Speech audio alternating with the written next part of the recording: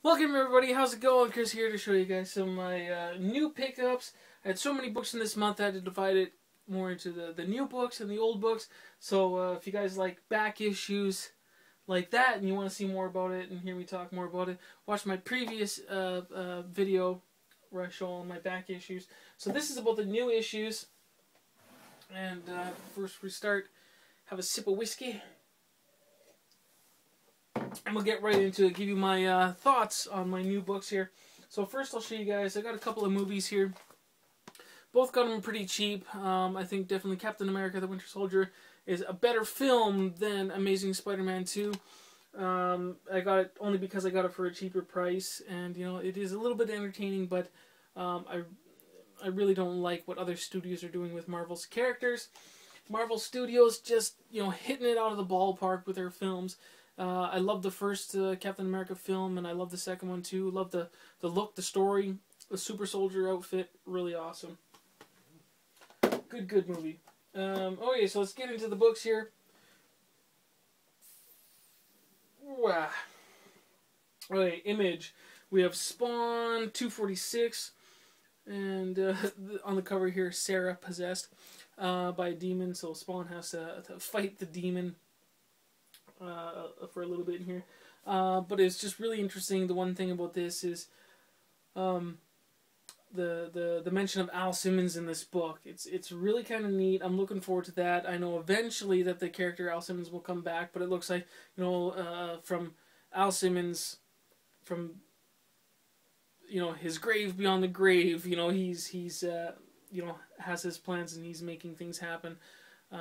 So it's really interesting, and I just really kind of held my breath as soon as I heard Al's name in this book. That was really fun, and I look forward to more of those plot developments concerning Al Simmons. Issue 22 of Saga, always a good entertaining read, and the first picture when you open this up, another one of those great, just artistically shocking moments, and it was just really hilarious as well too. Man, oh man, I think in my day I've probably made a lot of universes as well.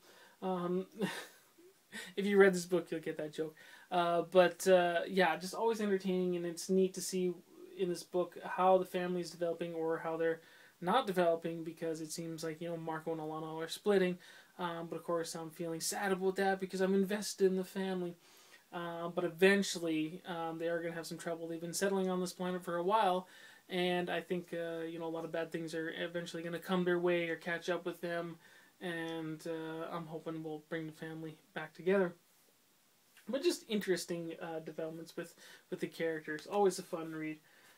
Okay, a couple here that I'm not really pleased with, or I don't know, kind of indifferent about at the moment. Amazing Spider-Man Learning to Crawl, this is issue 1.4. There's only one more issue left of it, so I might as well get it.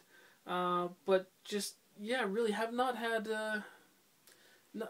really been entertained with this one. I think Dan Slott writes the new Spider-Man a little bit better. Reading or writing these stories kind of in between the stories from the beginning of Spider-Man. Not doing so well as far as entertaining me, at least. So yeah, so that's that.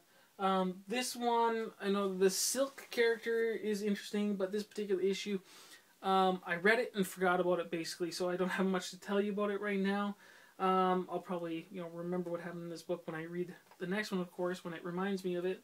But I think I'm a little bit preoccupied with the upcoming, you know, SpiderVerse story.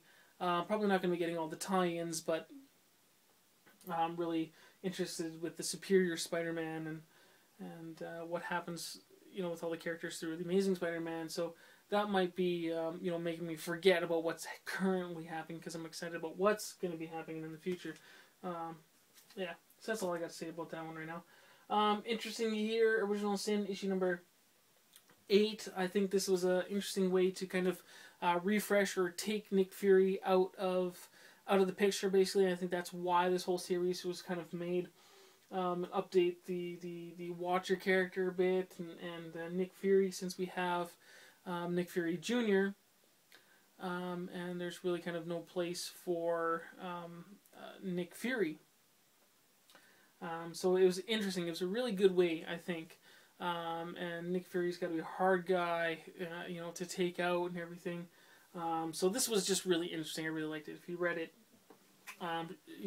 share with me your thoughts on what you thought about this title and, kind of the Original Sins tie-ins. Was there any particular tie-ins? Because I didn't get any of the tie-ins that I would have really needed to, I think, read to get some value out of it. Because otherwise, just issues 1 through 8, I got enough out of it. It shows me enough of a change in the current Marvel universe. And I don't know if for those Original Sins, yes, there is going to be some changes with some characters and some books because of them, but I don't think I really need to know, what happened in those times, right? I don't think. Let me know. Okay, now on to the Wolverine books that I have here. Okay, so we know the death of Wolverine is coming up, which is actually pushed back into October instead of ending its weekly in September. But anyways, here's a Wolverine and the X-Men, issue number 8, and I think this is Wolverine's way of having kind of, fulfilling his life, and being very, very, very happy before the ending of his life. I think he kind of knows. That's what the feeling I get in this book is. He kind of knows that it's going to be the end for him. But anyways, he basically takes Storm on a date in the world, which is that a micro world that Phantom X holds, which I think was originally created by the Weapon Plus program. And time passes there very differently for I can't remember what it is. It's minutes or hours that. A long time passes in the world. So it's actually, I think, minutes or hours that happens in real time, but Wolverine and Storm spend a year together in the world having a life there. And it was really fun how they come together, and a little bit of the adventures that they have, and how the world evolves within that year as well, too. Really fun comic before the death of Wolverine. Here, 1 Month Die, Wolverine, issue number 12, which is the last in this particular series. I was really hoping for it is a little bit thicker, but I was really hoping for something actually better than this. It was a bit anticlimactic, to sum it up easily. The fight with Sabretooth, basically Wolverine challenges him, and Sabretooth, takes him on because he knows it's survival of the fittest. Is the type of world that Sabretooth wants to create with this magical orb that he has. And so basically Wolverine challenges him of being the fittest to survive, sort of. So he has a fight with him. Wolverine defeats him, and it's not as much as you would have hoped it to be. I mean, for a final issue here, it's just it was something lacking for sure. So a little bit of a disappointment. So the next one's here, The Death of Wolverines. Very good comics. I'd have to say the first thing is quite quick to read. That's the thing.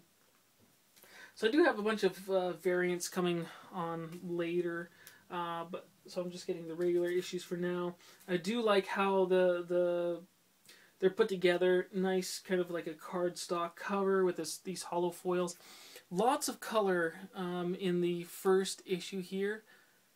And the image here you see in the background, or the shadowed or the outlined figure of Wolverine, does somewhat represent this figure here, which is the first appearance of Wolverine at the end of Hulk 180. So I think that's to kind of mirror that. But yeah, so very quick read. And a lot of the art tells a story, and that's why it's so quick. But I just wanted to keep reading. It was exciting in that way. But basically, he does go to Reed, and Reed Richards says, "Oh, give me time. Basically, I can help you. I know I can. I can help get your healing factor. And he gives him some pointers like don't use your claws because you're susceptible to, much more infection, and you're a prime candidate for metal-related leukemia and things like that. So gives him some bad news, but tries to ensure him, oh yeah, eventually I should be able to help you, right? I think that was kind of funny, but yeah. So basically, with this one, he knows. And he's mentioned in previous issues that eventually, all the bad guys are going to learn that I don't have my healing factor and they're going to come for me. And that's exactly what's happening here. It starts out in British Columbia where, yes, he kills a bunch of guys that were out to try to kill him. And more, like Nuke, which we've seen in previous Wolverine comics and had many battles with him. Nuke, which is very chubby and unfit in this particular issue. I don't know why, but he's gotten very fat since his last fight with Wolverine. So that's most of the fighting that he has in here, but there are some other people that he kills that are trying to collect the bounty on him. And eventually you find out a certain player in this is Viper from Madripoor, and she has Sabretooth. So, like I say, it reads very quick, but it is entertaining, and plot points are developing quickly so far within these 2 issues. Number 2, I have to say about the cover, not as many colors on the hollow foil front as this one. I mean, and the hollow foil, the point is to, I think, have that array of colors. And this one just doesn't have as much, but still a very well-drawn cover anyways. McNiven's art is definitely very suitable about this. So this one, he goes to Madripoor, meets up with Viper, finds out that she has Sabretooth, and I mean, we don't really know how much time has kind of passed, I guess, since Wolverine number 12 and Death of Wolverine. But of course, since I'm reading them back to back, it doesn't seem like that much time has passed. But anyways, Viper basically says, well, there's another player in this too, and I'm just trying to do my part, and she kind of sets Sabretooth on Wolverine, basically just after just defeating him in Wolverine number 12. And I thought was weird was Wolverine has a flashback too, which looked a bit like Simone Bianchi's art, and he has a flashback of a previous fight with Sabretooth. I don't know why he has that flashback, but I think it might have something to play to in the future, perhaps, because that just kind of felt odd, and why he thought of that fight and that Sabretooth, because to me it seemed like maybe it was the clone Sabretooth, the one that he eventually took the head off of. So that's a little odd there. You might find out more about that, or that might be a plot point for the future, I think. So he fights him, and then eventually, what's her name? Lady Deathstrike, she shows up, and she tells Wolverine that, you're not the only one who has a bounty on their head. Me and other people, I guess, or like us, they're coming for us too. So she wants to get his help. Finds out he doesn't have his healing factor, and then she's starting to have thoughts about that. After trying to ask for Wolverine's help, and then Kitty Pryde ends up showing up as well too, right at the end.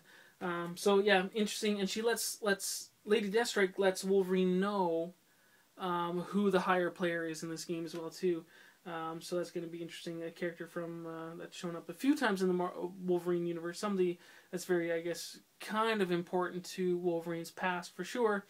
And that character is going to be a major player in this Death of Wolverine, I guess.